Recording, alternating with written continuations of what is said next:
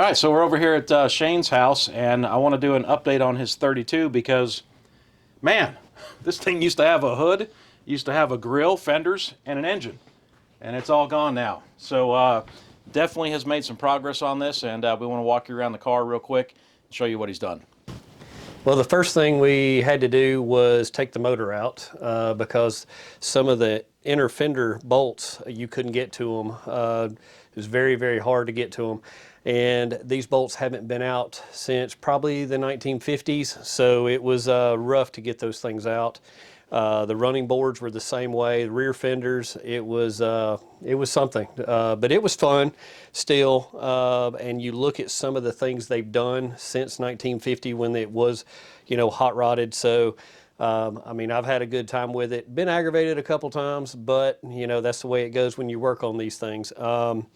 You know, I'm going to I took the motor out. We're going to put that 350 in it, which came out of John's Camaro, and I've done a lot. I know that John was surprised when he came over and seen it. I've just been trying to get as much done as I can. So as you can see, you know, right now I'm trying to get the body off of the chassis.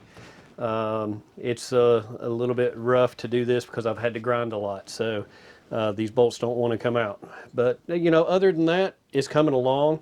I'm happy with my progress. No, you've done good, man. You know, it's fun, but you've done a lot in a very short period of time. It's a lot of work, but it's, you know, it's easy when you can take everything apart and the motor comes out easily, you know. Yeah. So I do have a transmission, a 37 Cadillac Lasalle transmission, 3-speed. The only year they made the top, you know, gear shift, and you know, I'll probably sell it to the right person if it comes out with the right price. All right, so there's the, now tell me again what that is, Shane? It's a 1937 Cadillac LaSalle 3-speed transmission. So a lot of folks used them back in the day, and they still use them to this day. It's in great condition.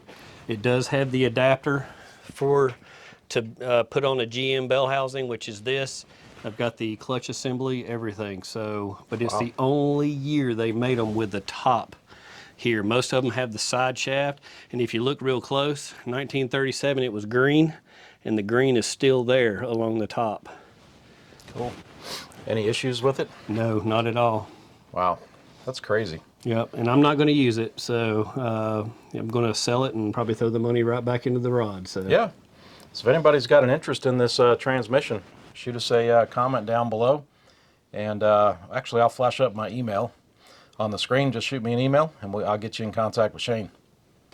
So looking at this thing with the fenders off, you've got like an inverted leaf spring right there. Mm-hmm. That thing, that is so cool. I don't know if you guys can see that very well in the camera, but it's yeah, it's an inverted leaf spring, or inverted from what I'm used to seeing on trucks and Jeeps. And I guess that's part of that's your front suspension. Yep, and your shocks, there's a larger one in the rear. Is there one in the rear too? Okay, cool. So these are your Fender Supports, obviously. Right.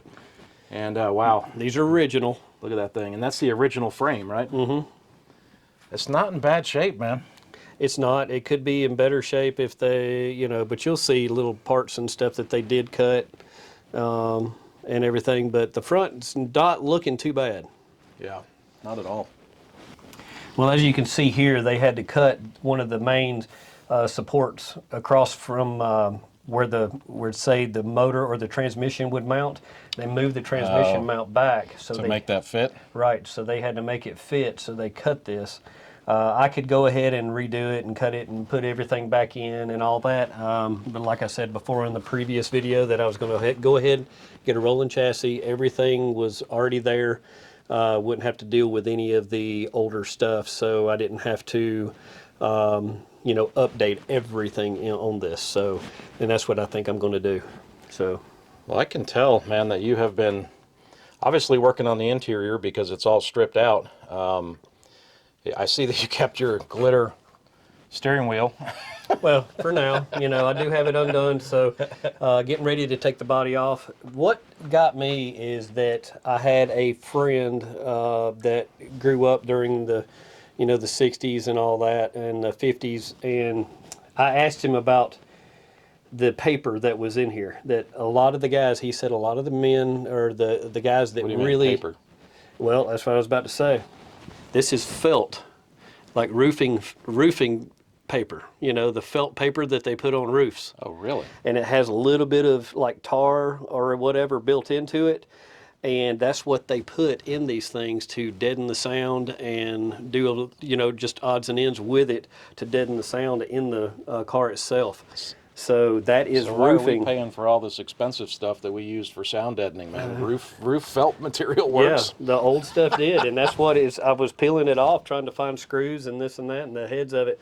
And I was asking one of my friends, I'm like, "What is this?" And he goes, "Oh, it's roofing, you know, tar paper or Yeah. roofing, you know, felt." That is crazy. So it's funny what you find out, you know, what these guys did back in the day, and they used a lot of the spray can type undercoating, you know. Yeah, I use that on my Camaro. Right, and they used a lot of it inside to deaden things and all that. That's what they've done here when you look at it real close. But yeah, it's funny what you find out. Yeah. All right, so just want to show everybody a little bit more of this interior because it is really cool. There's a piece of wood there in the back. He's got the headliner off of it. I know that's going to be kind of hard to see, but the headliner's off. Just a really cool. I mean, this was made in 1932, man. That's just crazy. Yeah, most of the frame on the interior was all wood. There's the floor. The floor, this was installed previous. It was not the original, and that's what I'm taking out. This part was one of the original parts, and this beam here. Everything else from here back was built when they redone the back frame. Yeah. So these are the rear fenders, and these are off. And there's the the other inverted leaf spring, huh? Yeah, that is. They called it, I'm trying to think of, there's a name for it. But if you look under here. Oh yeah, there it is. Inverted leaf spring, that's what we're going to call it. I'm trying to think, was it a carriage spring or something? But they call it something. I can't remember right off the top of my head. Looks like it's in good shape too. It is. You know, there's some pieces of the frame and all that need to be redone. And all, you know, if I really wanted to use this chassis, and I'm going to keep this chassis. And after I get done with the 32, I might just make me another project with this frame, with this chassis. So it's going to be kind of neat. I'm just going to make something that I can bebop around in, maybe a little roadster or something, you know. Yeah, something we can piss off the neighbors with. That's right, yep. Because we already do that all the time. All right, Shane, so really good progress, man. You know, my dad was asking about your car. He said, well, do an update on Shane's 32. So, hey, Dad, here's an update on Shane's 32. And when I told my dad, hey, Shane pulled the motor out, he's like, why didn't you film that? I'm like, he didn't even tell me he was doing it. He just pulled it out. So if you guys don't know, Shane, he's helped me out extensively with my Jeep project, and he helps me out with my Camaro quite regularly. Lives right across the street from me, so it's real convenient, and I'm going to try to return the favor and help him with this car as much as I can. I think we're going to do some welding when we get the floors floors ready. I'm going to help him weld in the floors because I did that on my Jeep, and I'm not a great welder, but sheet metal welding I think I can do pretty well. So we'll do that together. I'm excited to see this rolling chassis. These things are not cheap, and it's a big decision and a big purchase. But man, that is going to put you light years ahead of where you would be going through this whole thing, taking your time and doing it. And the quicker we can get this thing on the road and driving around, having some fun, and like I said, pissing off the neighbors, the better. That's right. Can't wait. All right, so hope you guys enjoyed this. I don't know how quick it was, but a quick update on Shane's car. Really, really cool project, really cool story behind the car. If you missed that story, there's an update. This is the second video in this series. Check out the first one. And Shane, really appreciate it. Thank you guys for checking out this video, tuning into the channel. Hope you're following along with the Camaro build. If you like Jeeps, Jeep CJ7s, I've got 70 plus videos on my Jeep build with a 350 swap. And that thing, I drove it yesterday, and that thing is just awesome. Opened up the secondaries on that carburetor, and let me tell you, that thing will go. I did, man. That thing will go as fast as you want to go in a Jeep with no doors and no roof on it or anything like that. So I'm so proud. Yeah, no, man, it's a fun vehicle to drive, especially with that 350. But anyways, getting off track. Appreciate you guys tuning in. Thanks for your support. And as always, thanks for watching. He's making fun of me because I do this at the end of every video.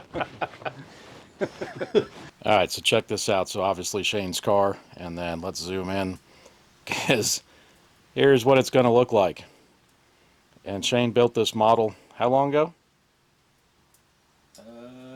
20, He built that model 25 years. 25 years ago in anticipation of this build. So don't think this thing doesn't have a lot of meaning to him, and that's pretty awesome.